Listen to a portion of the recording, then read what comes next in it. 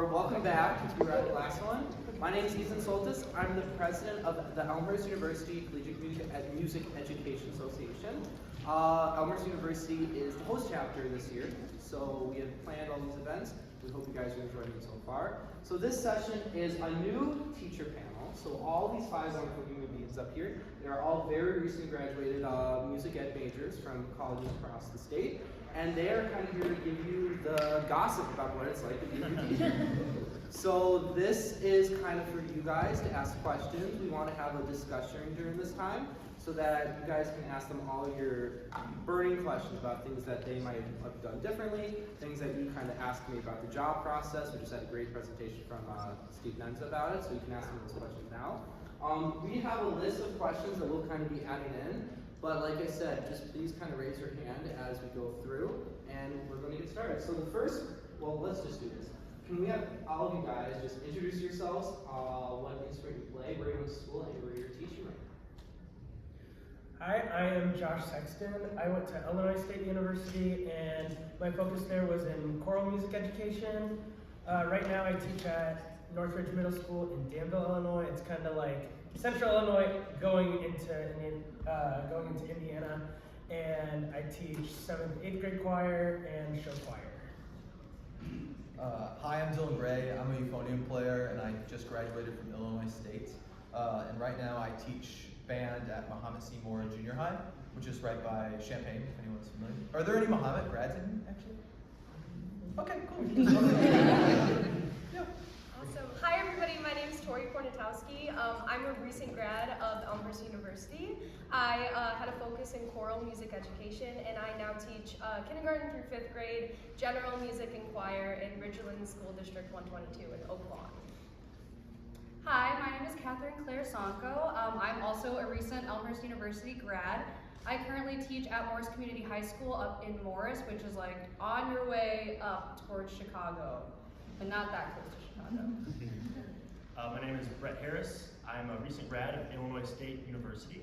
I was a trombone player when I was there, and then nowadays I teach at Sandwich High School in Sandwich, Illinois, which is over kind of by the Yorkville, Naperville area.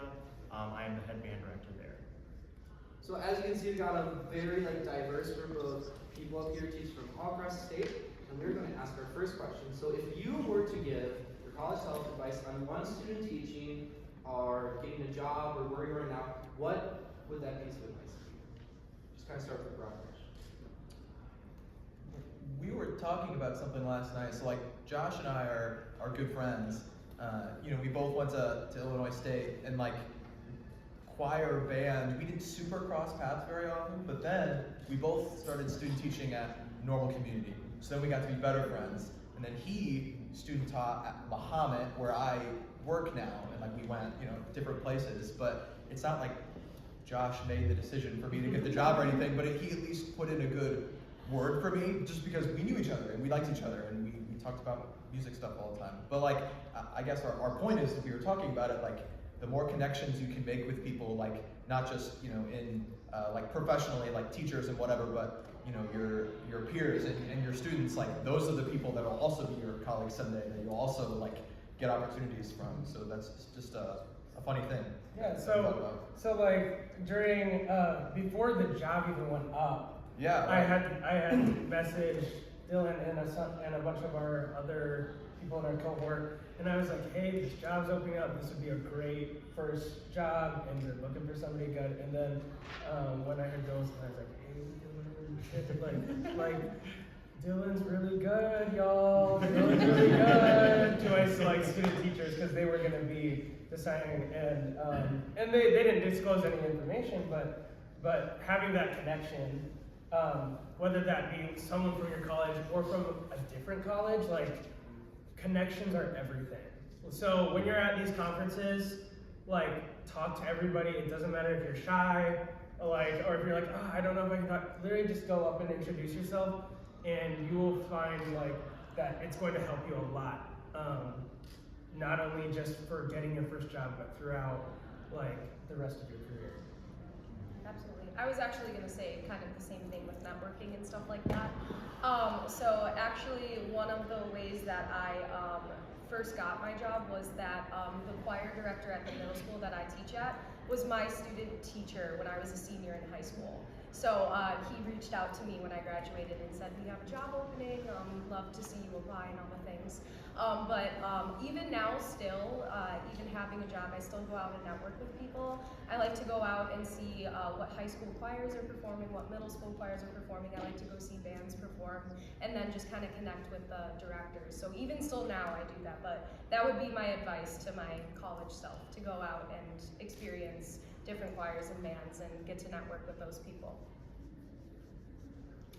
I can change it up a little bit. I will say one thing, like if I was going to give myself some advice specifically for when I was student teaching, right? Some of you might be really close to that point in time. Some of you might be far away. I'm not sure where you guys are on your timelines right now, but when I was student teaching, I was definitely not one of those people that was like, I want to do everything all the time right off the bat. That was something that I was like, let's ease into things, okay? Like, let's not get ahead of ourselves, right? Because it's scary. But one thing that my cooperating teacher did, he was old school, so he was like, you're gonna teach every class, all day, every day. And you're gonna do musical, and you're gonna do pep band. I was like, whoa, okay. But those are good things, right? Don't let that kind of fear prevent you from doing all the things. Because eventually, you know, after these 16 short weeks are up, now all of a sudden you are gonna have to do all of the things, whether you like it or not. So, you know, it's a good idea to if in an unfortunate situation your cooperating teacher doesn't let you do all the things, right? You want to be able to invest as much time as you can and get as much practice doing so many different things, so that way when you go out into the job market, you're like, okay, I can do this, I can do this, I can do this, I can do this, right? That way you're not saying, oh, you know, when I was student teaching, I just did one band, I didn't do anything else, or choir, right? You don't want to be limited in what you can do. So, you know, pursue as many things as you can while you're student teaching. Try to like do the job, if that makes sense. Yeah, I think going off of kind of that side of the student teaching aspect too, I think a lot of the times we put a lot of pressure on ourselves to know all the things, to walk in, obviously put your best foot forward, but you are still student teaching, so you can't let that aspect of like thinking that you know everything and really trying to put that forward to prevent you from asking the questions. Because similar to what he said, after those 16 short weeks, like it's most of the time, mostly going to be on you to then be in the room and be the person that knows everything. So really take advantage of that time to ask the questions. We tell our kids all the time, no question is dumb, no question is too little, and the same thing should apply to us, especially in those student teaching weeks, like ask all the questions. And don't downplay your confusion or just wanting to clarify, because that just makes you all the better teacher and you understand where your students are coming from and you are better prepared then to walk into your own classroom later on. All right, so we kind of want to open it up to you guys. If anyone has a question, we could keep one off our list, but does anyone in the audience have a question? Or did anyone bring like an oboe they want them? Yeah, right here. So earlier they were talking about like different things that could happen during interviews. Did any of you have like stuff that you didn't expect to happen at interviews before you got your jobs? I can actually share a little bit about that. So I'm band focused, all right? I've always just played a band focused instrument, and so one of the interviews that I did was for a fifth grade band and orchestra position. So I was just applying for jobs, and all of a sudden they said, hey, we'd love to see you come and interview. And I was like, okay, great. And so then I looked at the interview requirements, and they're like, hey, you need to come in and play a grade 1 violin piece. And I was like, Now I'm not gonna lie to you, I did not get that job. However, and I might speak on this a little bit later, but like, you need to do everything you can to try and get every job that is offered your way, okay? Especially as first year teachers, that is a competitive job, okay? So I contacted an old friend of mine, somebody who had taught orchestra at the high school I went to. I said, hey, can you just loan me a violin? I don't have one. So then he loaned me one. I had to go pick it up from his house. I had to practice violin again, because it had been a couple semesters since my one strings methods class. So, that was just something crazy that I did not expect to have to be able to do. But sometimes you just have to figure it out. So that was a very interesting experience. I thought I actually did a pretty good job. I just And you didn't break the violin at all when you were using it, right? Oh, You didn't break any strings? I definitely didn't snap any strings a couple days before the interview. So that's what I would say. That was something certainly unique. I kind of want to ask you guys one of the questions we have up here, but did any of you guys find yourselves teaching in an area that maybe is not your main focus? Because like since we're licensed to teach band, orchestra, choir, general music, if you're maybe orchestra focused, like did you find yourself teaching band, or any of you guys find yourself doing that? Kind Not that's of. okay. I always, when I graduated, I wanted to do like middle school choir, high school choir, and then I ended up, I'm at kindergarten through 5th grade. So I have never taught like recorder or ukulele before, and now that's what I do. I love it, it's awesome, but I find myself sometimes like learning with the kids, which is like still great, you know? But yeah, so I'm kind of like on the fence a little bit about that, but I also help occasionally with middle school band too, which I know really nothing about band, but I try my best to help where I can, so that's actually pretty cool too, that I have that experience now. But, yeah.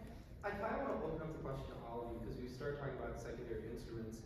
Now that you are teaching, like, what have your experience been with secondary instruments? Did you feel prepared, underprepared, or how would you encourage us, since we're still in college, to better prepare ourselves for it? I'll start talking about choir and stuff. So, choral focus, right? My biggest advice is, so most of you have like group piano classes that are pretty much required, and they're group piano. Like you guys know what that means. It's not individualized. You know, it's some classes are great, like, you know, but also where it falls in the curriculum, you're kind of like, oh, I'm just gonna I need to finish this piano stuff. Oh, like, I'm putting it off. I'm practicing 2 hours the night before the playing test, and putting it off. And because you have to think about music history, you need music theory, and all these other tests that you have to take, and piano doesn't seem like the most important thing at the time. My biggest advice is, if you're planning on being a choir director, that after you finish those classes, if you have the time and the resources to, take piano lessons, like private piano lessons, because the truth is, majority of jobs do not have accompanists. Like, and you are going to have to comp a lot of things on your own. And rather than, in the moment, like, I need to sit like 3 hours the night before I teach this piece, work on your piano skills while you can, and while you're still in school. And actually, currently, right now, I still take private piano lessons. So while I'm teaching, I've worked into my schedule that for the next few years, maybe longer, that I'm going to continue doing piano, because that's a skill I think is important as a choir director, and it also makes you versatile. So let's say you do end up at a job where you have full-time accompanist. Accompanist is gone one day. You need to be able to work with that and still push forward like it was any normal rehearsal. It might look a little different, but at the same time, you are prepared. So. Brett and I, we were roommates in college, by the way, so we're good friends, and we talk shop all the time, but like, so he's at a high school, so he deals a little bit less with this, which is interesting, and I switch between it, and you really notice, like, if you're a band person, like, secondary instruments at a high school looks a lot different than secondary instruments at a middle school. It's probably an obvious thing to say, but like, your methods classes, no matter who's teaching you, or like, this is not speaking poorly on any institution, you're never going to be fully prepared with 4 weeks of taking clarinet. You know, that's just not, it's not possible, it's really not. But I will say, like, teaching junior high, I teach, 5 through 8, I teach 5th graders too, and like, Tori, you talked about like learning with them, Yeah. right? Learning with, but like, if I know I'm teaching something one day, I look through it first. I'm like, okay, what are the questions that I would have doing this? I need to learn all these fingerings here, and there might be an odd. And I was just talking about my tenor saxes the other day had like a high B flat, and I was like, oh my gosh, what the heck's that? So I had to, improvise and look it up first. But it depends on the position you're in, you know, how much you're gonna have to know about that. But my advice would be to, and I think she's in here actually, I think I saw Bella walk in, but I took a few, hey Bella, but I took a few clarinet lessons with her at the end of college, and she helped me improve at clarinet. So I think noticing the things that I did, like a musically trained person, helps me with my woodwind students. So yeah, I would say that's super helpful. Just ask from the experts. Yeah. Connections again. Yeah, right. I'll add on a little bit there too. I am not ashamed to say that in my conductor folder, when it's on the podium, I have a big book of fingerings, like right in front of me at all times. Okay. Like if basic fingerings are fine, right? I feel prepared enough on basic fingerings, but like Dylan mentioned, if there's a funky fingering or any bassoon fingering at all, then, I'm not ashamed, especially I think nowadays, like kids in the generation that we're teaching are, I think, a little bit more accepting actually of the kind of, hey, I don't know if I know the answer to this, but let's figure it out, right? I think maybe it didn't used to be that way, maybe it did, but especially nowadays, if I'm like, hey, let's just look it up, right? There's nothing wrong with that, and you don't want to be doing that all the time because you don't want to waste all your rehearsal time, but occasionally, you don't feel like you need to know 100% of all the fingerings and be completely proficient in every instrument. Now, I think it is important to say, you should understand certainly how to, especially if you're band focused, right? How to create a good sound on each instrument, because that is what you need to be able to teach and demonstrate. And every little trick that you can pull out of your bag, every thing you can take out of your toolbox, right? Those are all helpful. I think teaching students how to make good characteristic sounds is super important. And that is something that you should be able to just kind of be ready to talk about, right? But like fingerings, there's workarounds for those. Yeah, like I said, I'm not ashamed to have that book on my stand because then I'm not slowed down. Like I don't have to go to my computer and type, clarinet fingering chart. So just find those kinds of resources too. Like you don't have to know it all, but you should have the resources to be able to figure out it all. I think also to bridge the gap, and I don't know what everyone's background is, but most of the time, a lot of us probably come from backgrounds where music kids do everything, right? I have a ton of students that are in band and choir and this and that. So don't lose sight of that and don't lose that in yourself, because I know that when we get to the university level, a lot of us are all right, I'm choral track, I'm band track, I'm orchestra track. Take advantage of if your university offers some kind of beginner type ensemble. At Elmhurst we offer something where if I'm a vocalist but I could go and play a cello for a semester and see what it's like from that student side. Or even in your student teaching or your practicum placements, I spent a lot of time because I had some band background when I was in middle school, high school, and then I got to college and was okay, choir. But during those field placements and my student teaching, for me, it made sense for me to be hey, could I sit in and even just observe your band director? Could I spend some time in the general music room, working on instruments with my kids, or with your kids? So take advantage of those opportunities, especially while you're still learning, because bridging that gap, like Ethan said, we have to be able to teach everything according to the state. So really take advantage of those chances to learn from, again, your connections and the people around you and even your peers. Could I see a show of hands? Who in here is choir? They want to be choir? Band? And an orchestra? Yeah! So right here, they just said, keep note of who is what instrument too, because those are the people that you go to. I kind of want to open up and what are some questions that you might have with that, or a new topic? Anyone have any questions out there? So my question kind of relates back to secondary. So I know we talk about emphasizing, you got to know your secondaries, you got to know them up and down, but what is your process for actually rehearsing those skills and making sure they're sharp? Because we always talk about we have to be at this level, but how do you guys, what's your path to getting to that level? I got him. Stump the panel.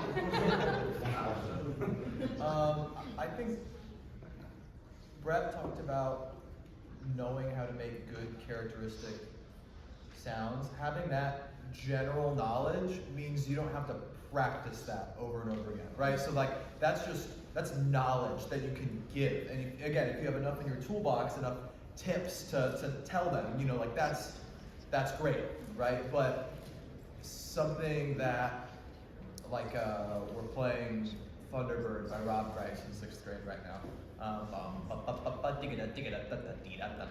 And I like did that slowly on the clarinet, just, you know, so if I know I'm gonna have like a small passage like that, and maybe this isn't the answer that you're looking for, but you know, I know what I'm teaching, you know, this day, and you know, I have to plan for the next day after. It's dynamic, right? But if I know I'm gonna do that, then that's what I'll do for the day. And generally, again, I'm teaching easier music, right? So maybe it's a little bit easier for me to prepare than if I was at like a high school level and I needed to know their part, right?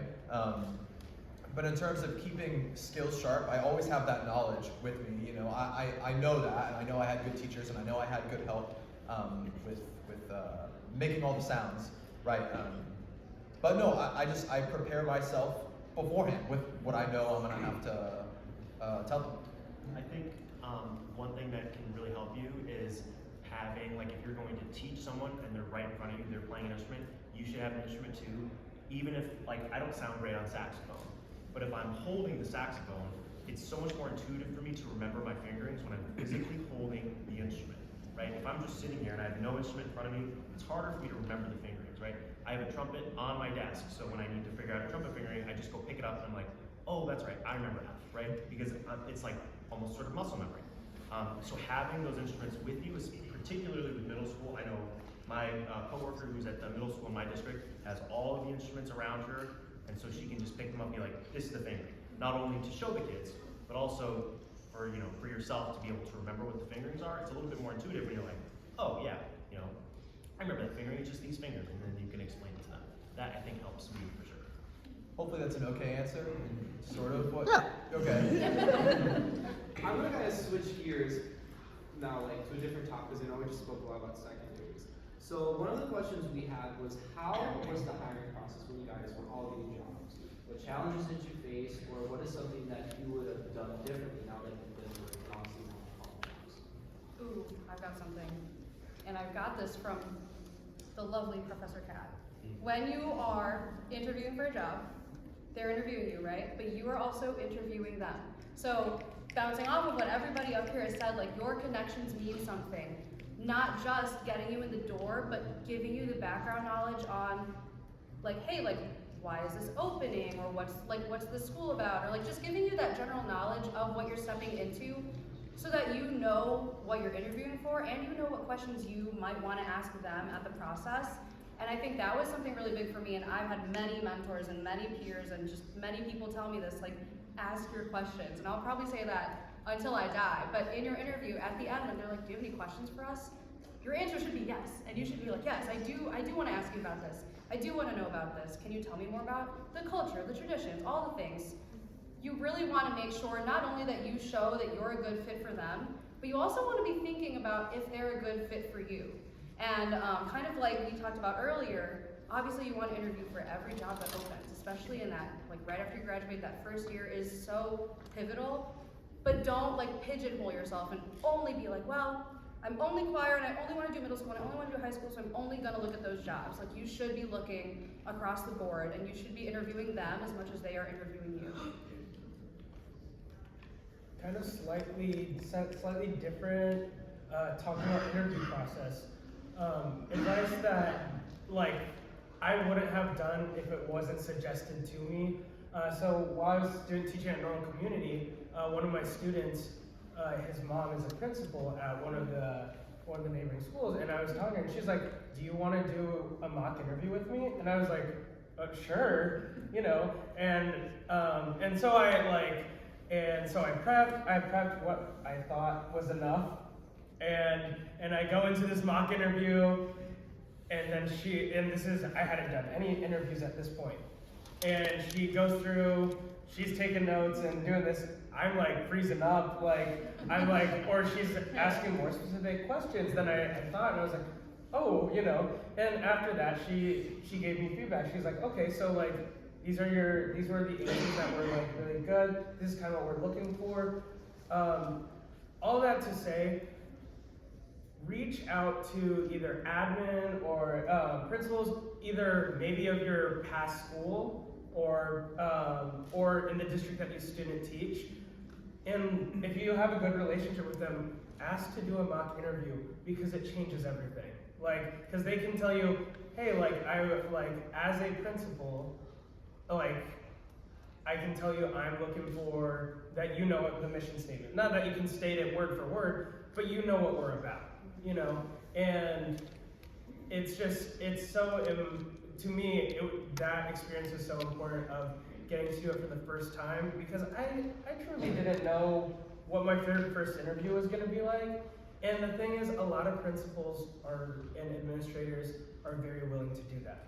And the thing is, they're not going to hold back because you're not interviewing for an extra position, so they can tell you what you need to know, what needs to be fixed, and you're going to find that your first actual interview goes so much smoother because that heavily affected my interviews after. And by the time I did like 3 or 4 interviews, and my 4th interview was the one I got. And by the time I did that, I was very solid on my answers and stuff, and I had heard a lot of different types of questions, and I felt very confident. I think I'll talk a little bit about, I don't know, I kind of think of it as the summer of defeat. Where you're interviewing a lot. I probably applied to around 30 positions when I was both while I was student teaching and during the summer. And there was a lot of schools that I didn't even hear back from, okay? You have to be able to persevere, okay? Because that is very challenging. Doing all that work, especially some interviews are like, oh my gosh, is this even worth my time? Yes. They are worth your time, okay?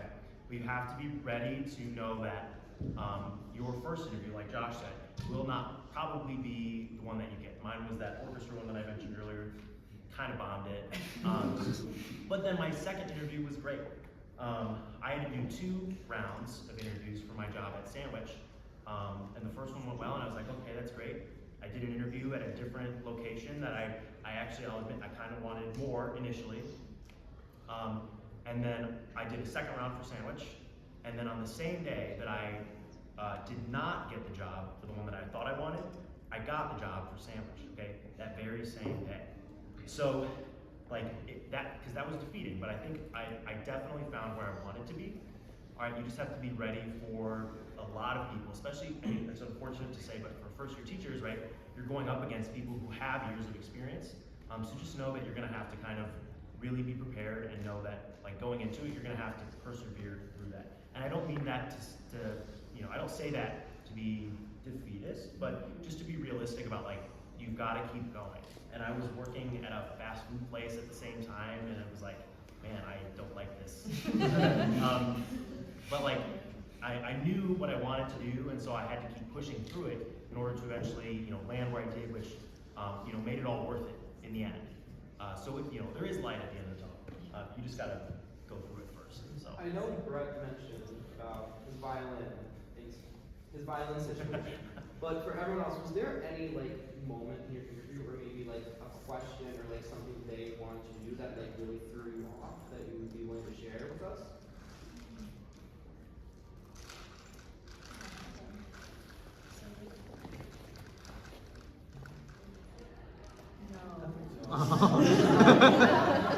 We got some really good people here, guys. Are there any other questions from the audience? Yeah. I was curious, earlier you mentioned classroom management, especially within the first couple of years, and I wanted to know how you were all dealing with that and approaching it. I can start. Yeah. Okay, sure. So I'll start. So once again, I teach at Norfolk Middle School in Danville. There has not been state director for a couple years, and overall, a lot of the students I have very difficult lives. I teach in a very diverse school, but also like I'm pretty aware of what's going on and all around the district and stuff, but like also at school and stories I've heard, and some of them are a lot to take in, but it's like, and here I'll be completely honest, I am not a fan of how I did my first semester classroom management. I was doing okay at first, like I was able to set things in place, but when it came to reinforcing the next month, then I started to lose it. I let some things slip, and then more things started to slip, and more things started to slip, and then I found myself in a very awful place. And like not because of the students, but for myself, because I was trying to be like, oh, like I wanna be the nice teacher, like I want them to like me and all this stuff, and it's really easy to, like, at that time, I would not say that. Like, I was like, no, I think I'm being, like, I'm setting expectations and stuff. But it's the reinforcement where you will probably get lost in your first year of teaching.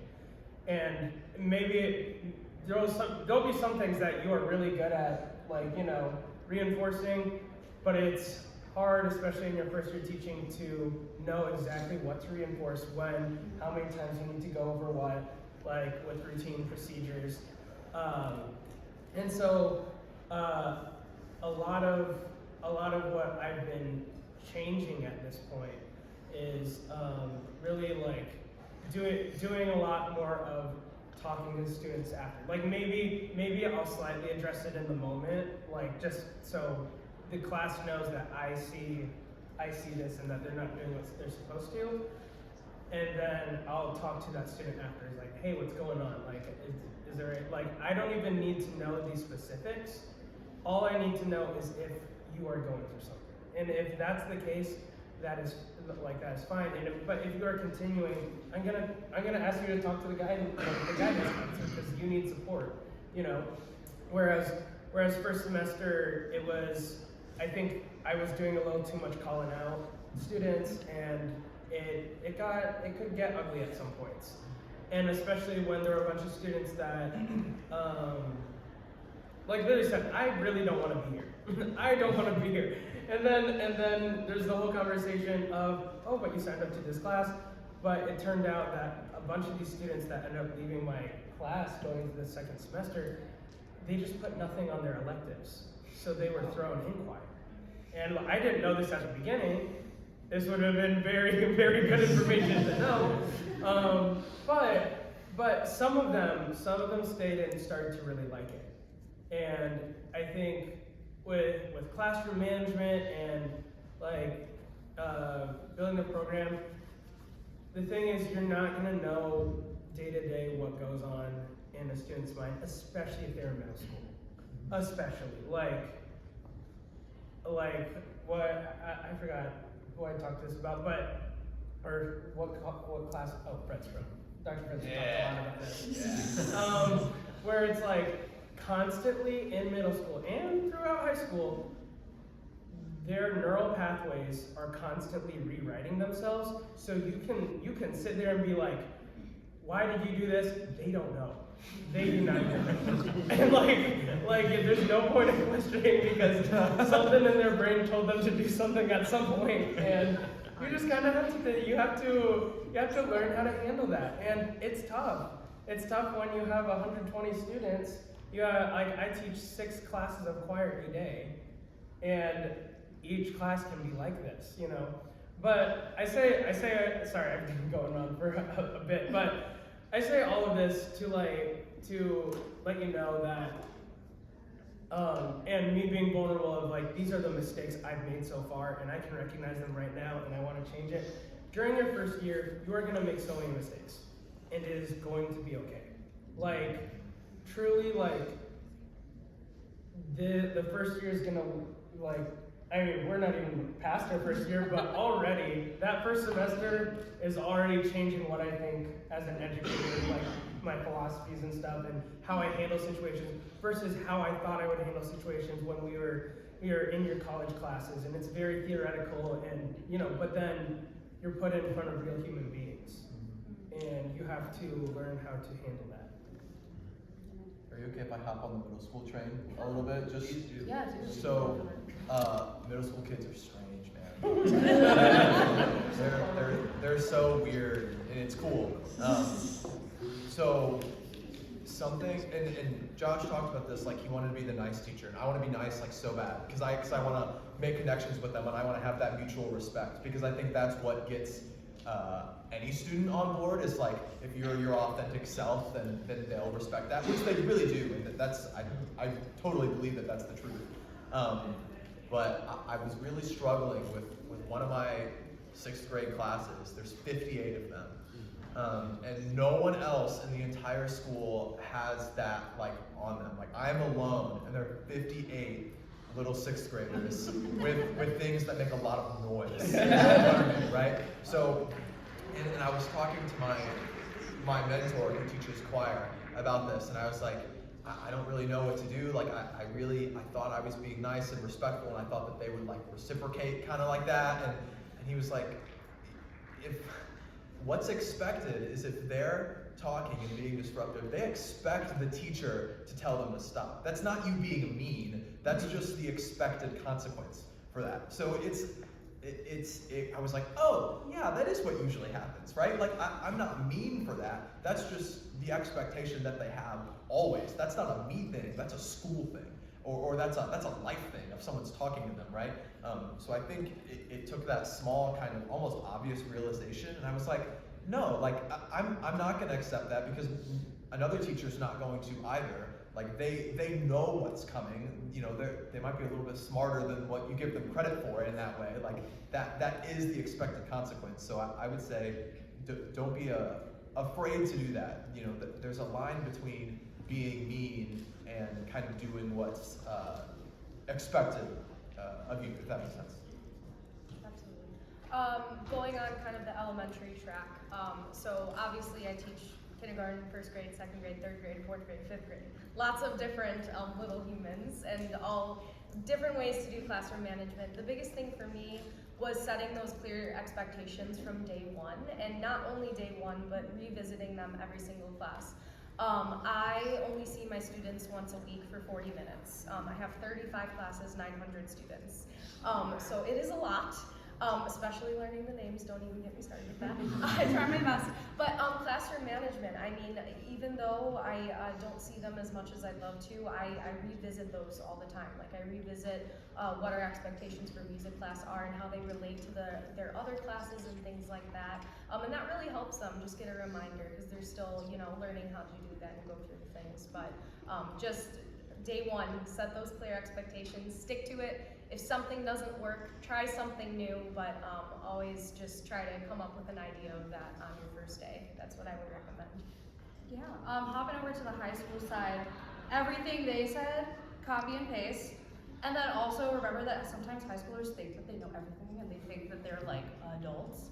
And so, yes, reset and revisit those expectations, and definitely don't be afraid to put your foot down when you need to. But I think, and something that I never really thought about that much, was kind of what the inverse is, where your kids get comfortable with you.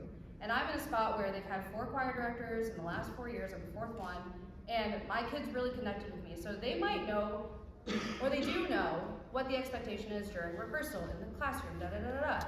But something I never even thought of was kind of when you're a young teacher, you're literally old enough to be like their older sister, their older brother, older whatever, and there's kind of that lack of an age gap almost. So maybe in class, they're great, but then they get comfortable, and then they start telling you about the guy they think is cute, and what this girl said, and what's going on the weekend, and all this stuff. And as much as, obviously, you want to be there and be their listening ear, knowing where that line is of when you kind of need, all the time, I'm like, guys, I'm a mandated reporter. Or I'm like, guys, I need you to remember, even though I'm not barely 5 feet tall, I am your teacher. Let's take 30 seconds and think about it.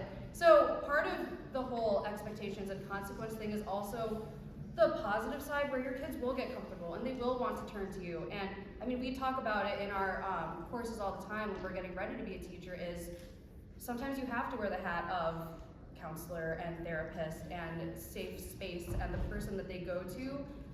But really focus. If I could go back even a month and like tell myself like that's something that's like super, like a huge lesson I didn't even think I would learn, or that I didn't think I had to learn. I thought I knew that.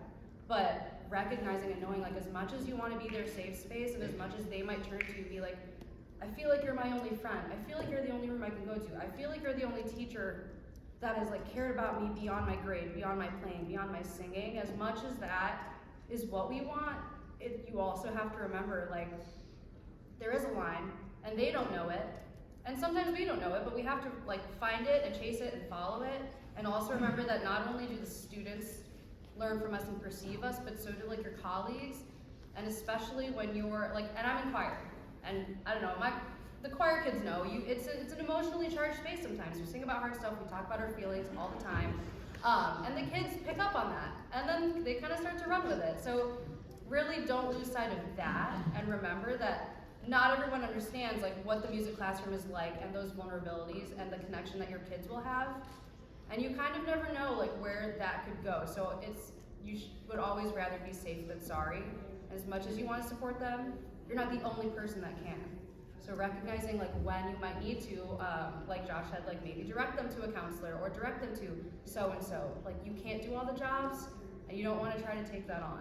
Both personally, mentally, emotionally, but also in terms of your job and the way that others might perceive you. Yeah, I definitely said that line before the slow down, I'm a mandated reporter. And I've had several instances too of students who've come to me about issues that they've had with other students, and I'm like, I will listen to you. I will not I will not necessarily share what you tell me with other students, like completely 100% confidential. However, you should go to a guidance counselor, not me, right? So it's okay to have that kind of boundary. I would even say to my students, I'm like, that's my boundary. Like, it's okay to admit those things, right? Like, don't cross that, right? Just go to the guidance counselor if you have something specific you want to talk about. Those things are fine, right? Don't be afraid to say, hey, that's too much for me. This person can actually help you more. So. I know there's a lot of hands raised, so were there some more questions you wanted to ask us now? Right there. What does lesson planning look like for you guys? Do you have like specific plans to follow? Do you have to follow the standards? I know like every school is different about that. I guess I can go first. So we have a curriculum at our school. We use Quaver, if you've ever heard of it. So we kind of have a base for our lesson planning, but I will say, as much as I do love it, most of my lessons are made by me. I do reference it quite often, but I do really love to lesson plan. That's like one of my favorite things to do. For me specifically, because I only see my kids once a week, I only do about 6 lesson plans a week for kindergarten through 5th grade. And the greatest thing about it is that when you start them on Monday and you see all your kids, by the time Friday rolls around, I have done the lesson like 20, 25 times, and I feel pretty good about it. So there's a lot of growth in that too. But with it, it all depends on like what your school's like curriculum is, if they have one, and then whether or not you want to add on to that and make your own lesson too. So that's kind of how mine looks. I'll talk a little bit about a system that works for me. I'm the opposite. I hate lesson planning. With that, okay? It is important, particularly since I'm at the high school level. During band, we just we perform music, right? That's our curriculum, okay? So my preparation includes score study, right? So what are the targets that we're trying to achieve by working on these pieces of music? Okay, so I find things that I'm going to talk about that day, right? Things that students might struggle with. I'm going to look ahead and try to navigate those issues before they arise. And then this is something I'm constantly trying to work on improving my teaching. And so something that I adopted just this semester was I got a little notebook. Instead of writing my lesson plans down and then just not having them with me, right? I have a little notebook, and that's easier because I'll do all my prep and then I'll write we're doing this thing. We're going to start here, we're going to go to here.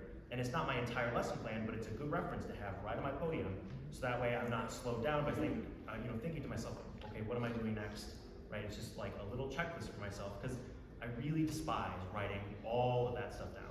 So it helps me and not get necessarily so bogged down among trying to run a program and hold music and send emails about field trips. It just is one thing that kind of takes away or gives me a little bit more time to do the other things that are bureaucratic that I have to handle. I just have a little notepad. I just write stuff down on it. It's got a little piano on it. It's really cute. So that's something that's really been helping me. So. Great. You mentioned pieces, and then that reminded me of a question I had, because with the session we had right before this, we were talking about like interview questions and like them asking like he was like asking us like what are 3 pieces that you have ready for your students that you like want to teach them and why? So I actually want to ask you guys, but not 3, just like maybe 1 or 2, if you guys have, and then I like write them down. So like 1 or 2 pieces, like That like you're- go-to pieces for. Yeah, person who are like they working on, they like working out with kids and. So it depends on where you land. When I left ISU, I was like, I love whole first suite. That is my bread and butter. Love that piece so much. I'm gonna play it every single year, and I would if I could. I got there, and now my group is a 9 through 12. Okay, just because we're smaller. So some of my seniors, like really strong players, that's something they can totally tackle. But then the other 90% of my band, that is not something that they can play. Okay, so I do have to walk it back a little bit. So just be prepared, like any program you go to, even if you like love a piece to death, right, you may or may not, that's something that you may or may not be able to get to do. Now, eventually, I would love to do that. So like whole first suite, prime, okay? Also, one piece that I discovered that I really loved when I was student teaching was Randall Sandridge's Animation 1 Rabbit, I think it's called. So that's a great piece. And at first I was like, this is corny. Wabbit, as in like the Looney Tunes character. So I was like, this is corny. And then we rehearsed it a bunch and I was like, actually, I love this piece so much. So that's another one that I would totally, but that's like a grade 4. And that's not something that my groups now could tackle. So just be, temper your expectations for what your groups should be able to do, because it's certainly different than the stuff that you do when you're in college. So. I don't have a specific piece, but I do tend to want to pull at least one a cappella piece. I teach 9-12, obviously, so getting them away from relying on a piano or relying on like hearing their part and really working their ear. And we do a lot of ear training and solfege and all that to really help them like connect the pieces, but giving them something a cappella like forces them to like listen to each other, listen to their part, listen across, and like look up and down, and like you can bridge music theory to it too and be like, what are the chord structures and why does this work? So I always try to program for my groups like one a cappella piece at least for each concert cycle to really help them strengthen those skills. For me, I'll speak about choir. Just so you know a little bit of my background, I student taught junior high and high school. So coming into kindergarten through 5th grade was a little bit challenging, especially I teach 4th and 5th grade chorus. So that's been a little bit challenging, like being able to find good repertoire for them, really how to start from the basics about like how to properly sing, what it feels like to sing in front of people, not to be shy to sing in front of people. So we've really been working with that. But I will tell you, probably all of you know this piece. What we're doing right now is Yonder Come Day. That's a really great one for doing some rounds and getting them to sing different parts against other people. So that's one I recommend to you, because that's an easy one to teach by rote too. They really love it. So that's what matters most. So, yeah. Nevermore, Brian Bonnell just. That's right. Yeah. This one is actually one that I got while I was in college, during methods classes. It's a Mozart canon by Donald Moore. Great piece to introduce a lot of things. One, the beginning, the whole first section is just a round. And so you can teach that as a warm-up. It's like very catchy, and it like and you can teach legato, phrasing, like basically everything just from the round. And what's great about that one, especially, so once again, 7th, 8th grade, students, especially my students, are not used to singing different parts. I will say prior to this year, choir has been basically a group karaoke class, like for my school, which, like, you know, that is what they have been used to for a while, and so it was really hard to get them out of that. And also something with my students, rather than not being confident enough to like use their chest voice or use any low part, it's like they only sing in chest voice, and anything in head voice was no go. They're like they literally was like, you think we sound that squeaky? Why are you making us sing over here? This is way too high. And I'm like, listen, just give me a little woo, like, you know, doing all the things to like get it up. And they hated a Mozart canon in the beginning. They hated it. And to this day, a Mozart canon, the Alleluia, Alleluia, that is the only thing I've ever heard like repeated. Like, and I'll hear it every like once a week. It's someone humming it or someone singing it. And then they were like, oh, like I hate that part. Like I hate that song. But then we get this second part and they're like, oh, I love, like, it was so much fun. And it's called, like the second part of that's called response. And so you got round, you got call response, and very like starting harmony, very basic. And you get to introduce them to Mozart. And in that same concert set, like, and I'll say this, in that same concert set, I did Mozart canon, and I also did a small arrangement of Godspeed by Frank Ocean. So, very, like, two very different ends of the spectrum. Kids love the Godspeed one. I would say their favorites were a Mozart canon and Godspeed, and we did 5 different songs. And those are two very different ends. Kids what am I trying to say? Kids are gonna say they hate it. Just keep teaching it. Just keep teaching it, because eventually they'll come around. Some kids will still not like it at the end, but at the same time, you're there to build them as musicians. I love how as we as music people, like our non-music friends will be humming like the newest Taylor Swift tune, and then we'll be like humming like a Beethoven symphony or something. And then we yeah, that's awesome. I know there's a question right in the middle. Yeah. So if you took the music content test, how was it? And what's on it? Let me tell you, I took it twice. So if you are like, oh my god, I failed on the like, you're gonna be fine. Like, and I didn't pass by like 3 points, like some minuscule number that I was like, are you kidding me? So don't let that scare you. You can take it again. You will be fine. Something for me, and I might have test anxiety. I don't know what it was. I took my first test in like the dead of summer, like the middle. We hadn't been in school. I hadn't been singing. I hadn't been doing anything. And I don't know, I think I just felt disconnected from music in that sense. You know, like I was listening to my Spotify stuff. I was on TikTok. Like I wasn't like a musician during that time. And I don't know if that psyched me out. But then I took it again, like at the beginning of the fall semester, like that following fall. And then it was fine and I passed. So for me, part of it was I felt like I needed to be like doing the things. And then everything just like came back to me, those 3 points that I missed. So if you have to take it more than once, that happens to like way more people than you probably think. So definitely don't let that idea of I need to pass on the first try, like obviously aim high, but if you for some reason don't get there, like it's not the end of the world and you will be fine. Sure.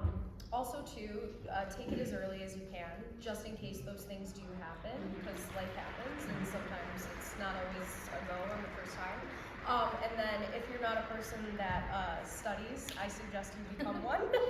I was studying about 2 months before I took mine, and I kept looking over it. I read the book from top to bottom, but I also really enjoy doing those things too, so it wasn't a big task for me. But yeah, so study, and then also just try to do it as early as you can. that's why that was. Yeah, I would say also don't get freaked out. I don't know what your primary focus is, but obviously mine was band, and there was some questions on there that were very specific, niche, like choral focused questions, and I was like, I'm just gonna take the L on that one. So that's okay. I still passed, right? Like as long as you have a good majority of the knowledge that you need to know, it's okay to miss a couple questions. Some things are like, no clue. That's fine. That doesn't mean you'll fail if you see that on the content exam. Now, if that's every question, then you should probably go back and take books. Yeah, right. But for the most part, as long as you know what's mostly on there, you don't have to know 100% of it. Don't let that freak you out. That helps. We have about 3 minutes, so if there are any more questions. How has your work-life balance been in your first years? How do you maintain your non-school relationships? You have to be really purposeful. Sorry, I don't want to. But you have to be really purposeful and take time for yourself and for your people. And remember that even though the job is like you might love band and you're teaching band, but you're not in band anymore. You're not playing your instrument. You might love choir, you're teaching choir, but you're not in choir, you're not singing anymore. So for me, something that I've like really made a point of is like seeking out those opportunities, and it just so happens that I get to do them with my peers. So things like summer ensembles, like summer choir, like I'm a director of education and programming for a conducting workshop that we just started for people like us, like pre-service and early educators, to get that chance to still sing, to conduct, to do things. So taking time for those opportunities to help fulfill yourself, taking time to say like, hey, I will stop work at 4 p.m. and I will go hang out with my friends and we'll go out for lunch, things like that. Really being purposeful about scheduling those things. And speaking of that conducting workshop, I have things. And look, he's got things, and he's gonna give them to you when you leave. If you stop by the IMEC too, they're there too, with a bunch of other stuff. There's other stuff. We are in our second year, so it's up and coming, but there's a QR code. We're opening applications early for you guys. Our clinicians this year are Roland Hatcher, who is up at Stevenson teaching choir, and Paula Prod, who is the current Illinois ACDA president. So you'll have a chance to conduct and teach and learn from really great people. So definitely take advantage of it. It's literally like 3 days. So it's not like you're committing your whole summer. It's not like you're committing a bunch of time, but it is a chance for you to get that opportunity to still do the things that brought you here, that you love, that you maybe don't get to feel on the other end. As an educator, you get to also reflect on like, oh, I didn't realize that when I conduct, I do this thing, and maybe my kids don't get it. So it's a really great opportunity. I would just advise you to like really be purposeful about your time. Turn off your email notifications after 5 p.m. Yes. Yes. Yes. That's it. That's it.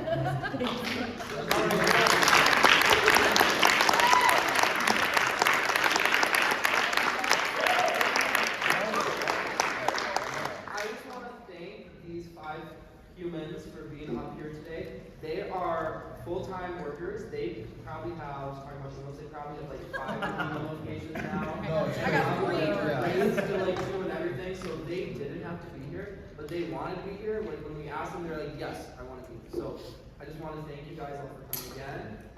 We have 2 more events here for collegiate people. We have a pizza party tonight at 6 p.m. It's going to be in there. We're going to have lots of free food. I emphasize the free part. Free food. Can I also? Yeah, we'll do some games and stuff. If it's not in there, it's in here. It's in one of these 2 rooms. Okay, so follow the scent of pizza. Follow the scent of pizza. And then tomorrow morning in this room we'll have our collegiate business meeting. We'll be doing like some stuff of kind of talking about what each chapter's been up to. We'll be doing a fun activity that has to do with the content test, so make sure to be here. We're gonna take the content test.